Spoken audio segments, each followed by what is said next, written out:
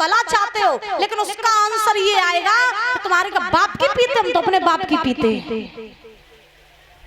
तुम्हारा क्या जाता है, मुझे मत समझाओ।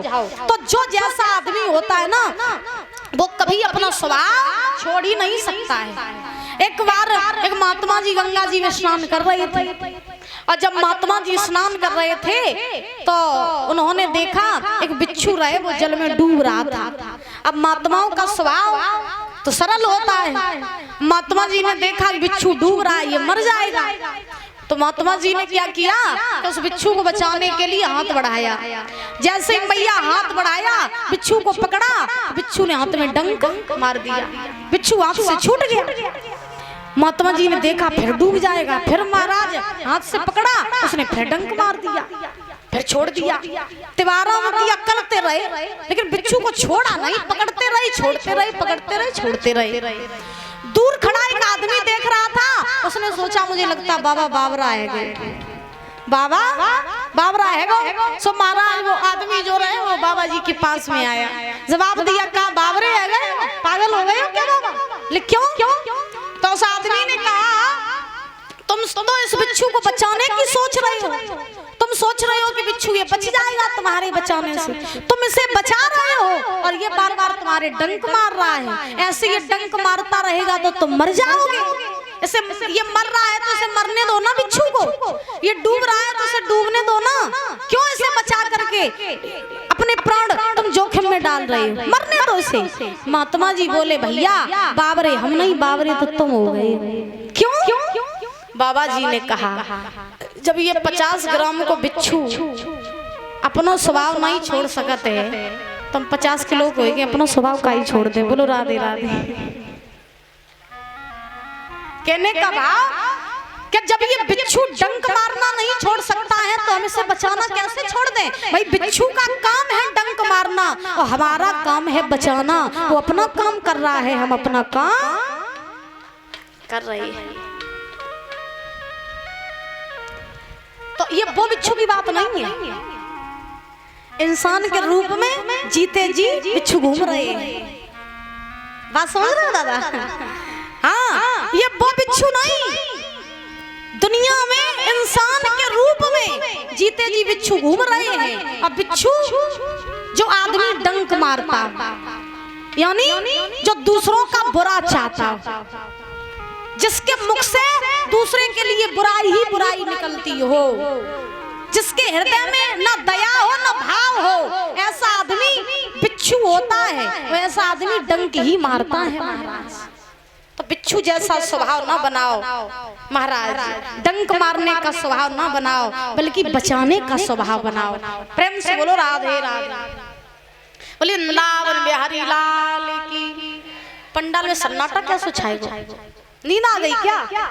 है नींद आ रही है? अच्छा महाराज सूत जी समझा रहे 88,000 ऋषियों को कि हे ऋषियों, धर्मराज ने पितामह भीष्म से कहा बाबा कि तुम्हें मार कर क्यों,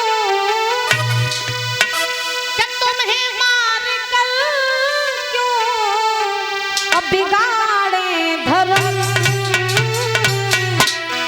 और तुम्हें मार देंगे तुम्हारे कर्म,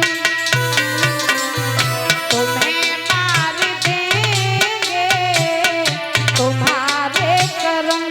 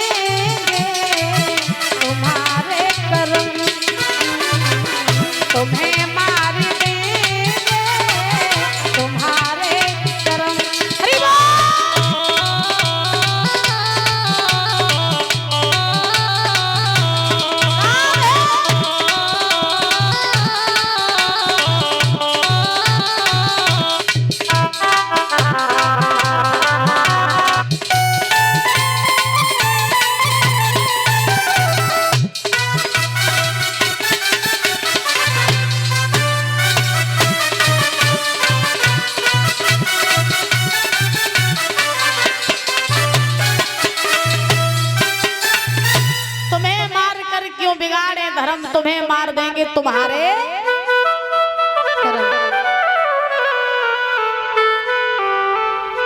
सूत जी महाराज समझा रहे 88,000 ऋषियों को। पितामह ने बहुत समझाया, धर्मराज नहीं माने, जवाब दिया भैया बुरा चाह रहा है लेकिन हम उसका बुरा नहीं करेंगे। उसने बुलाया तुम जरूर जाएंगे। तो ये पांचों पांडव जो थे ये दादा चले और चलते चलते ये पांचों पांडव जो हैं महाराज पहुंचे और दुर्योधन की सभा में पहुंचे। दुर्योधन की सभा में जैसे ही पहुंचे दुर्योधन ने देखा आसन लगा दिया, पांडवों को बैठा लिया। पहले तो बड़ा सम्मान किया।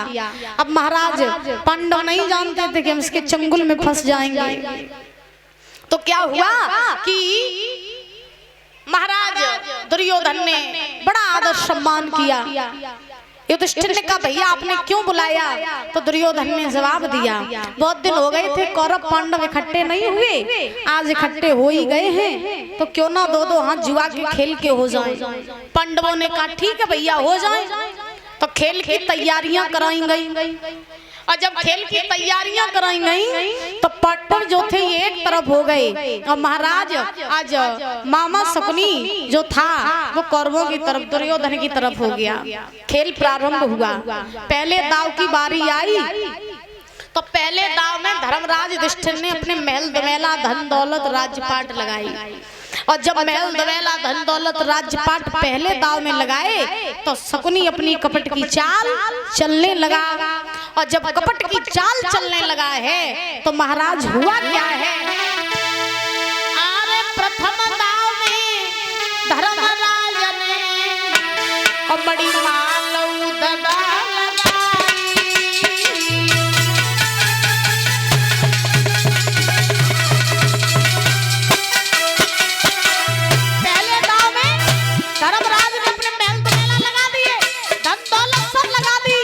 लेकिन शकुनी ने क्या किया? अरे प्रथम दाव में धर्मराज ने बड़ी मालू दड़ा लगाई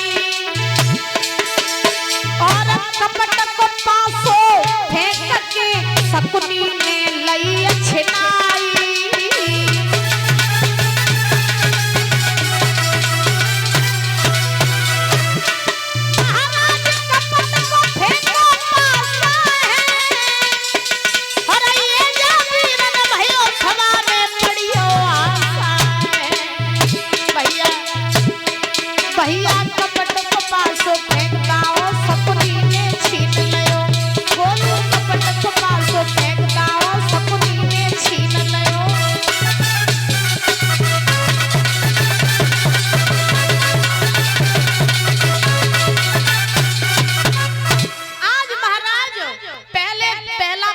जैसे ही आज शकुनी ने फेंका है तो पहले पासे में ही महाराज धर्मराज के महल दमेला धन दौलत छीन लिए। अब तो पहला दाव हार गए धर्मराज। पूरी सभा में हंसी होने लगी कि धर्मराज तो पहला ही दाव हार गए, आगे ये क्या करेंगे। सब सभा के लोग हंस रहे हैं, मुस्कुरा रहे हैं। अब इधर दुर्योधन ने कहा युधिष्ठिर से भैया हाँ कुछ और है दाव पे लगाने के लिए? बोले महल दमेला धन दौलत तो सब कुछ लगा दी, अब क्या ही लगाए। तो प्रमाण ये मिला है कि धर्मराज ने सोचा कि अगर मैंने कुछ अब दाव पे नहीं लगाया तो फिर मैं हार जाऊंगा, सभा में मेरी हंसी होगी। तो क्या हुआ कि धर्मराज ने खुद को और अपने भाइयों को दाव पे लगा दिया। जब खुद को और अपने भाइयों को दाव पे लगाया तो दूसरे बार में शकुनी ने कपट का पासा फेंका और दुर्योधन को वो युधिष्ठिर को और महाराज उनके भाइयों को जीत लिया। अब देखो धर्मराज भाइयों को भी हार गए, खुद को भी हार गए, महल दमेला राज्यपाट ये सब कुछ हार गए, कुछ नहीं बचा इनके पास। अब शकुनी ने इशारा करो दुर्योधन की तरफ, बोले अब सुनो अब लगी लग द्रौपदी को जीत ले। सो अब महाराज दुर्योधन ने धर्मराज से कही बोले भैया हाँ कुछ और है दांव पे लगाने के लिए? धर्मराज बोले ना ना भैया अब मेरे पास कुछ नहीं है, अब मैं हार मानता हूँ। दुर्योधन ने कहा अब सबसे कीमती चीज तो तुम्हारी निगाह है, सबसे कीमती चीज तो आपके पास है क्या? बोले द्रौपदी है। जैसे ही द्रौपदी को नाम लो सो भीम रहे खड़े महाराज, सो भीम खड़े हो गए। भीम ने जवाब दिया, बोले क्या कह रहा है तू? द्रौपदी को दांव पे लगवाएगा? अरे तेरी बुद्धि तो खराब नहीं हो गई? तेरी जुबान खींच लेंगे अगर तूने दोबारा द्रौपदी का नाम लिया तो। वो तेरी मां समान भाभी है, उसे तू दांव पे लगवाएगा, सभा बीच में बुलाएगा? अरे हमारे कुल की ये मर्यादा नहीं है कि हमारे कुल की बहुएं वहां जाएं जहां सभा लगी हो, जहां बाहर से आए हुए राजा महाराजा बैठे हो। हमारे कुल खानदान की मर्यादा नहीं है, मार देंगे तुझे तूने दोबारा द्रौपदी का नाम लिया तो। जो ये बात कही भीम ने, सो दुर्योधन ने युधिष्ठिर से कही, बोले भैया तुम्हारा बहुत उछल रहा है, इसको चुपचाप बैठाल दो, क्योंकि अब मैं हूँ राजा और तुम हो हमारी प्रजा, तुम हमारे दास हो। अब मैं तुमसे जो कहूंगा तुम्हें वही करना पड़ेगा, इसलिए इससे कहो कि बैठ जाए और मुझसे बात न करे, बैठ जाइए। युधिष्ठिर ने भीम को बैठाया, भैया बैठ जाओ। भीम बैठ गए। धर्मराज ने तीसरे दाव में द्रौपदी को लगा दिया। शकुनी ने कपट का जाल महाराज फेंका, कपट का पासा फेंका और द्रौपदी को भी जीत लिया। अब पांडव द्रौपदी को भी हार गए। अब जैसे ही द्रौपदी को हारे तो दुर्योधन बड़ी खुशी मनाए रहे, बोले अब सही समय आ गया कि द्रौपदी से अब हम बदला लेंगे। अब मेरी छाती को ठंडक पहुंचे जब हम द्रौपदी को बड़ी सभा में नगिन करेंगे। सोचो अपनी महाराज मान मर्यादा को खत्म करने में लगा है दुर्योधन। समझदार होता तो महाराज कभी ऐसा काम नहीं करता।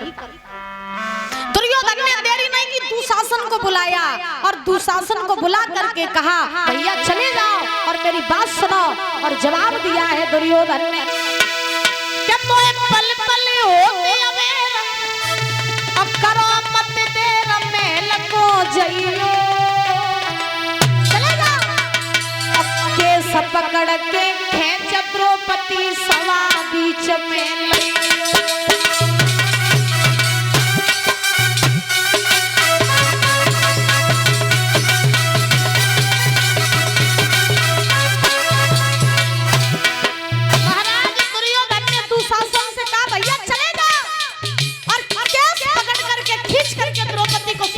ले आओ, आज हम बदला लेंगे, आज नहीं छोड़ेंगे। तो पल पल होते अबेर करो मत तेरा महल को जइयो, महल को जइयो भैया। और केस पकड़ के खेच द्रौपदी सभा बीच में लइयो। क्यों? मुझसे कही अंध के अंध फंसे वो फंदन बिलम लगइयो।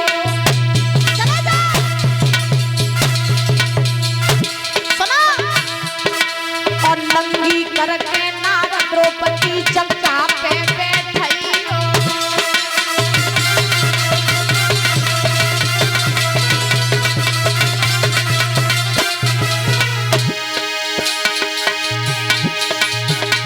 नई पलकी करी हमारी और आगे बढ़ो अन्यायी है दादा।